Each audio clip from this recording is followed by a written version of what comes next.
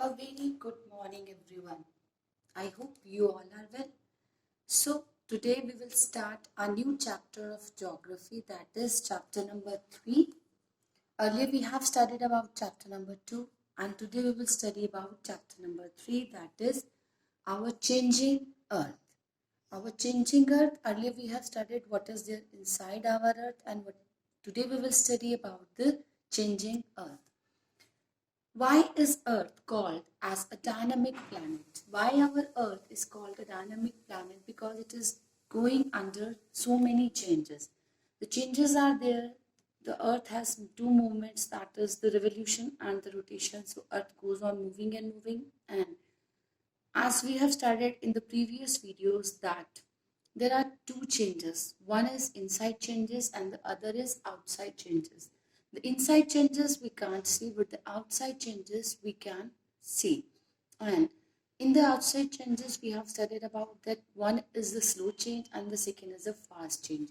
The fast change we can see, it occurs frequently and we can see, but the slow changes, it takes millions of years and we can't see them. So there are some changes which are responsible by the plate tectonics. That means our earth is having, our topmost layer earth is having 7 major and minor plates which are responsible for the changing and for the formation of the different land masses. The theory of plate tectonics. You can see the three layers. As we know, our earth is divided into three layers, that is the crust, mantle and core. And our topmost layer, that is our earth crust, it is divided into the 7 major and some minor plates. And these plates, they are continuously moving. They are continuously moving, that means they are floating on the magma. And these movement of plates leads to folding, faulting and the volcanic activity. How this leads to folding, faulting and volcanic activity we'll study. So, firstly we'll study that where our plates, that means as we have studied, our plates, they are moving or they are continuously floating on the magma, and asthenosphere is the part. Asthenosphere is the part of the mantle that flows and moves the plates of the earth. So now we'll study about the classification of the plate boundaries. The three movements are there.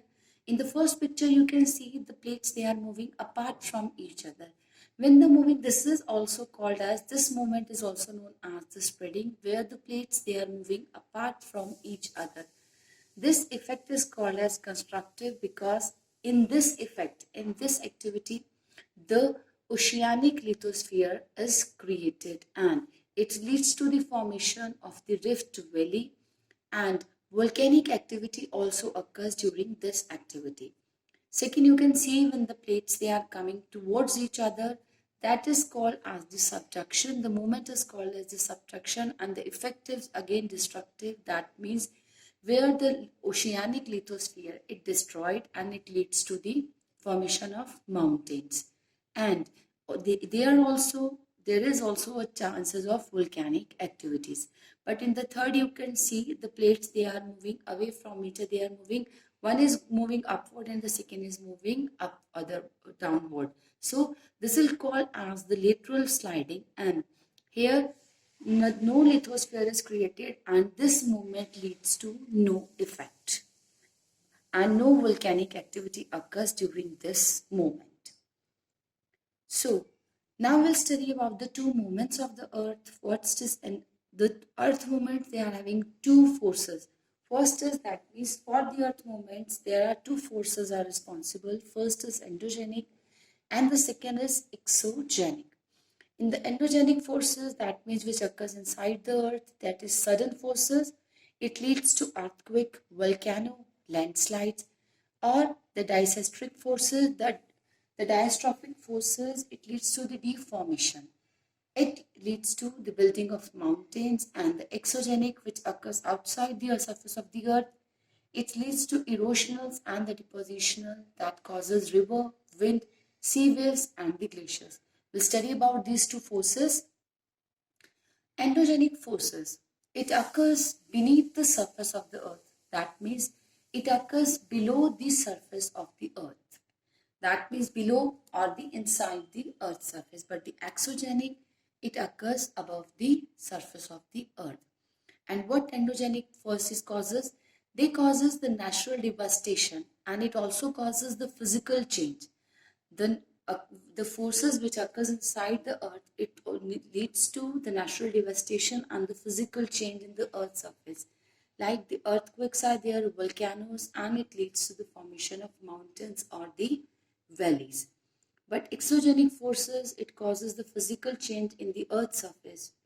Sea, the formation of sea arcs, the mushroom rock, the seashore, and the sand dunes. These are some changes in the earth's surface just because of the endogenic and the exogenic forces, and these are mountains, volcanoes, mushroom rock, delta, sea arcs, and the sand dune. So this we have studied about the forces of the earth, and the rest we'll study in the next video.